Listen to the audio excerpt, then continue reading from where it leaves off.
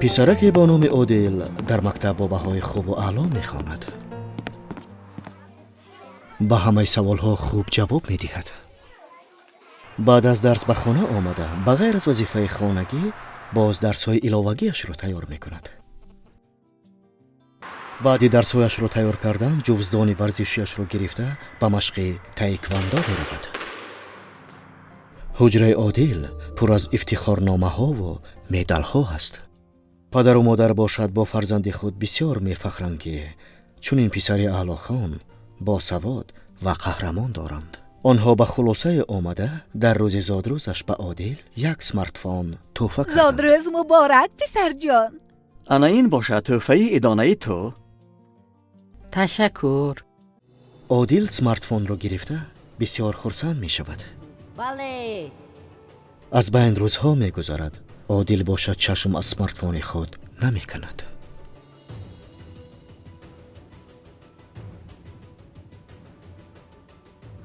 дар дарсҳо нишастагист ки хобаш мегирад. муаллима ба ӯ савол медиҳад. Одил бошад ҷавоб дода наметавонад. тайёр нестам. дар хона омада каме бо вазифаҳои хонагиаш машғул мешавад. дар ҳамин лаҳза смартфонаш занг мезанад.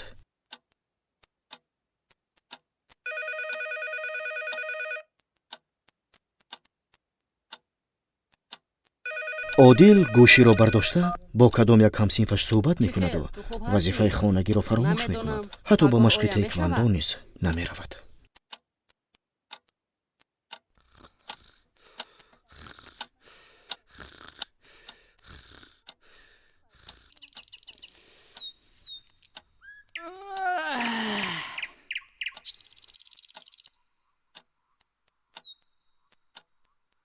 субҳ аз хоб бархеста вазифаи хонагиашро рӯи мизи дарс тайёркуниаш мебинаду ба худ мегӯяд.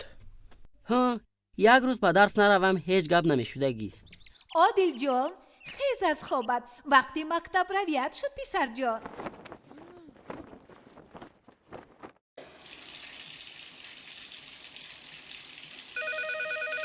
дар даруни ҳаммом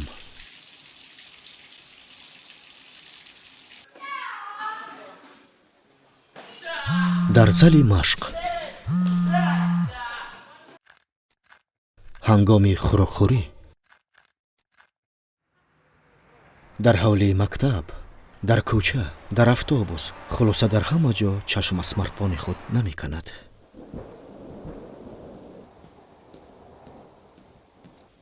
салом писарҷон. ва алайкум салом падар. вазифаи хонагиятро тайёр кардӣ? ҳозир ками дигар бозӣ кунам, баъдан машғули вазифаи хонагиам мешавам. бисёр хуб. имрӯз роҳбари синфат ба ман занг зад. аз ростӣ? чӣ гуфт? гуфт ки вақтҳои охир писаратон ҳаваси хондан надорад. дар дарсҳо хуб фаъолият намекунад. саволҳо ҷавоб намедиҳад. рӯзи дароз кораш бо телефон бозӣ кардан аст. писарҷон, ман ин смартфонро барои он гирифтам ки омӯхтани илм бароят афзун шавад. масалан чӣ тавр? масалан дар телефони худ ту метавонӣ китобҳои дарсӣ, луғатҳои забони англисӣ ва русиро ҷой кунӣ. оид ба тараққиёти техникаи замонавӣ маълумотҳои нав дошта бошӣ. машқҳои гуногуни таеквондоро биомӯзӣ, мусобиқаҳои ҷаҳониро бинӣ. бо мо доим дар тамос бошӣ то ин ки мо хавотир нашавем писарам. рост мегӯед падар. писарам, ман хубии туро мехоҳам. бозӣ кардан гир, ман зид нестам, лек дар баробари ин ба дарсу машқи худ фаъол бош. хуб шудааст падар. мо ҳамроҳи модарат аз ту бисёр умедҳо дорем писарам.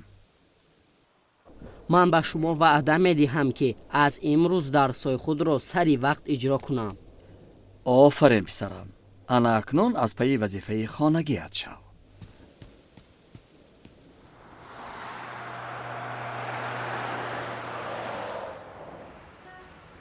салом рустам. салом одил. ҳей, барои чӣ имшаб телефонат хомӯш буд? зи он қадар ҷолиб нашуд. инстаграм ҳам якчанд паём фиристодам, ҷавоб нанаистӣ. як лаҳза дӯстам, як лаҳза. аз рӯзе ки ман соҳиби смартфон шудам, аз ҳамаи чиз мондам. масалан ба дарсҳо хуб ҷавоб намедиҳам, дар вақти машқ кардан ғолиб мебаромадам, ҳозир бошад мағлуб мешавам. Вақти хурохрӯи смартфон, вақти дар сайркунии смартфон, ҳатто дар ҳамомам чашм аз смартфони худ намекандам. барои ҳамин аз имрӯз дар телефони худ китобҳои дарсии худро ҷо намуда, аз он ҷо маълумотҳои зиёди дарсиро пайдо мекунам. гуфтане ки дигар бозӣ намекунем. бозӣ мекунем, лекин дар баробари ин дарсҳоро ҳам хондан лозим. ана вақти дарс ҳам шуд, хез рафтем ба дарс дер накунем.